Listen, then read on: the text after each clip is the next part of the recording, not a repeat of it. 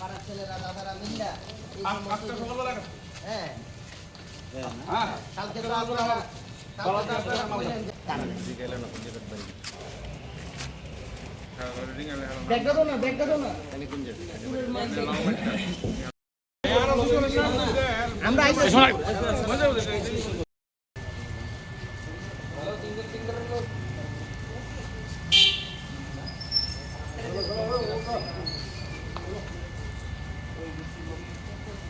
দাঁড়ান দাঁড়ান আইসা আইসা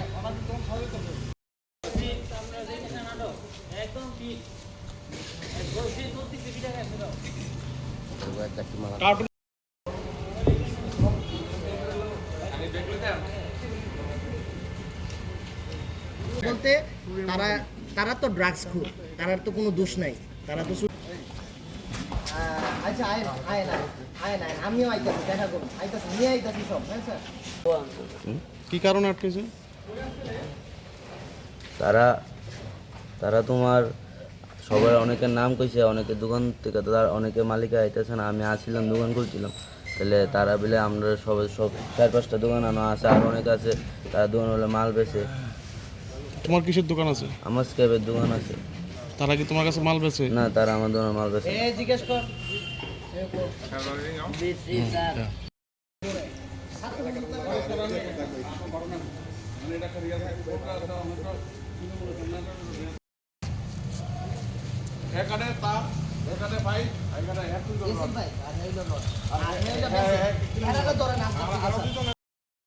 এখানে সূর্যচুমনি খুশবাগান এরিয়াতে প্রচণ্ড চুরির উপদ্রব।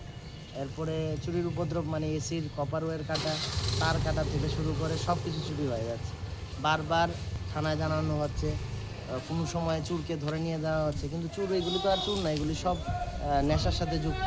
হ্যাঁ, সব ড্রাগস নেওয়া, দেখবেন আপনারা লক্ষ্য করবেন সারা শরীরে শুধু ইঞ্জেকশনের চিহ্ন।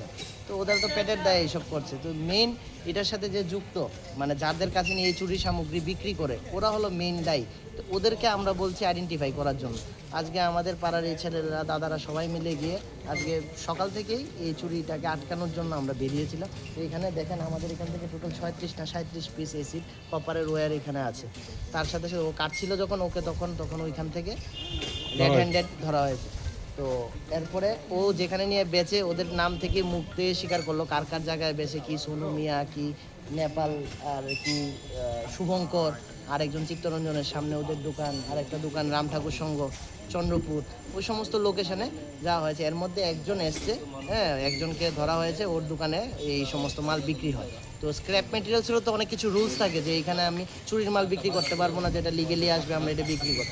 ওদের কোনো লিগ্যাল লাইসেন্স নেই, কিছু নেই, এভাবেই বিজনেস চালিয়ে যাচ্ছে। ওদের ধরলেই একমাত্র চুরের হয়তো বা সমাধান আমরা করতে পারবো। আর কতজনকে আটক করেছিল? আজকে 3 জন চুর আর একজন স্ক্র্যাপ মেটেরিয়ালসের যে মালিক, যার কাছে গিয়ে বিক্রি করছে, তাকে আমরা আটক করেছি। পুলিশে খবর দেওয়া হয়েছে? আমরা দেওয়া হয়েছে, এখন অবধি আমি দেখলাম না আসতে, হয়তো বা আসছে, কিন্তু ওদেরও কিছু লিমিটেশন আছে। আমি প্রথমেই বলছিলাম যে আমরা গতকাল একজনকে ধরে থানায় দিয়েছিলাম, তো থানায় রাখেনি। ওদের নাকি কি প্রবলেম আছে, ওদেরকে রাখলে ওদের অসুবিধা হয়, ওদের রক্ত করে এসব বলে ওকে রাখেনি। কালকে আমরা একটা বিকালবেলা ধরে দিয়েছিলাম, তো রাখিনি।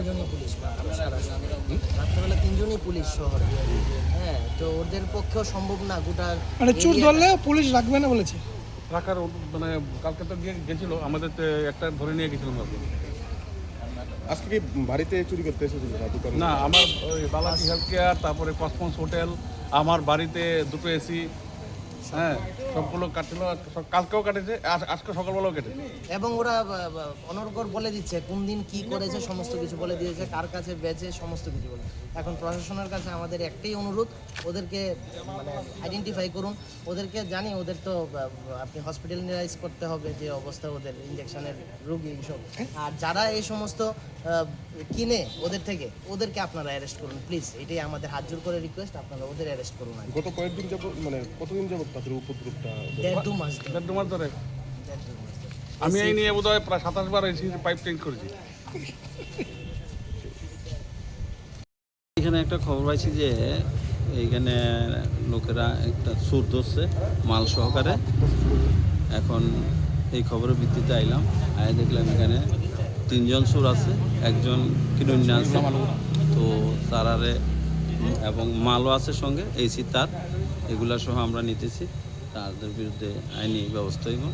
তারা জনতার একটা অভিযোগ অনেকদিন ধরেই নাকি মানে কর্মকাণ্ড চালিয়ে যাচ্ছিল এই নিয়ে না এই চুরিটা ঠিক আছে, চোর তো হাতে নাতে ধরা পড়তেছে না, এখন জনতার হাতে ধরা পড়ে গেছে। ওরা আজকে অভিযোগ করলো যে কালকে নাকি একজনকে আটক করে থানায় দিয়েছিল, থানা বলেছে রাখা যাবে না, এরকম একটা অভিযোগ করলো ওরা। এটাই আমি ঠিক জানি না এমনটা কি হয়েছে।